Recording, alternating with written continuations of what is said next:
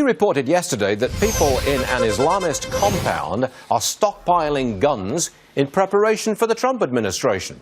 We're going to show you a map on the screen which lists all of the compounds all across the country. This is the Islamist group. They claim they've got compounds all over the place. Joining us now is the man who brought us the report. His name is Mauro, national security analyst with the Clarion Project.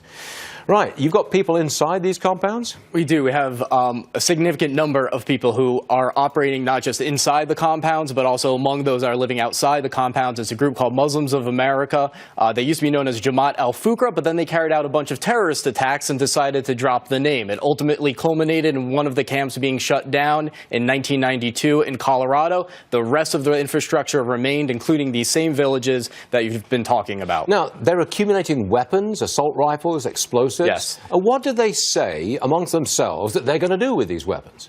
It depends on who they're talking to, because sometimes they'll lie to their own members. So in some cases, they'll say this is for self-defense, which is also sometimes how you describe jihad. Sometimes it's more blatantly referred to as jihad. But this arming and this type of training that has been going on, and we've got video of some of the training going on at their headquarters called Islamburg in New York State, has been going on since the beginning. What the breaking news is that we heard from multiple sources, and they provided information to substantiate this, is that with the election of Donald Trump, they believe that their end times prophecies that they believe in are now being fulfilled. Donald Trump is part of a satanic Jewish conspiracy, and they are preparing for the camps to be raided and to fight back. What is the response of law enforcement, who I presume you've made aware of this? Well, most of them are in shock because most don't know that the group even exists. Everything is about Al-Qaeda and ISIS. It does not appear that in most cases the FBI is sharing information on the local level. And so I educate law enforcement across the country. Most of the time they don't know about this, or they've heard a little bit.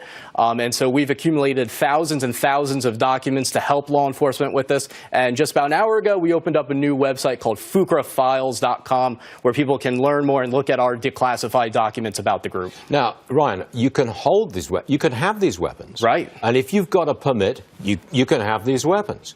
And the FBI or law enforcement cannot go up to the compound and say, we're just checking. Here's a search warrant. We're just checking. Law enforcement cannot do that. Right. So what are they going to do? Well, they've engaged in a lot of criminal activity and, again, a terrorist history. So you can make the argument that there's some level of probable cause here because drug trafficking, massive charter school scams, all sorts of things to raise millions of dollars that then goes back to their leadership in Pakistan. Their leader, Sheikh Jilani, is the man that Daniel Pearl, Wall Street Journal reporter, was going to interview when he was abducted and killed. And so there's a section on our new website going over that incident because I'm not convinced that Sheikh Jilani wasn't involved in that. Your position is, it sounds like, and I've not read your website, it sounds like you believe that this is a Muslim force in America prepared to attack for whatever reason. Is that what you're saying? Based on their own material and statements, yes. It's an enemy army, fully armed, ready to attack. You say that?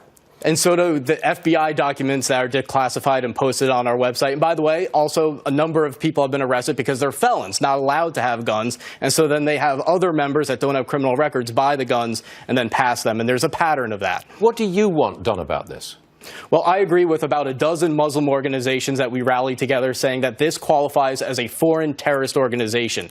They've been looked upon as a domestic group. They're American citizens. But if you are a foreign terrorist organization, that changes things because then it becomes illegal for the group to operate here, and it severs, at the very least, the link between them and the Pakistani terror network. Quick question. How many people live on, say, the compound in upstate New York, Islamburg, whatever it's called? How many people are living there on the compound?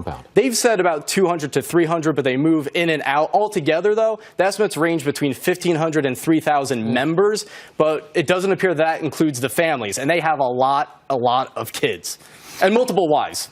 Ryan Mauro, you better come back soon and tell us what the progress is here, because that's kind of a shocking story. Ryan, thanks for joining us, sir. Thank you. Appreciate it. The name of that website again? FuqraFiles.com. How do you spell it? Fuqra. Thank you very much, sir. We'll see you again. Thank you. All right.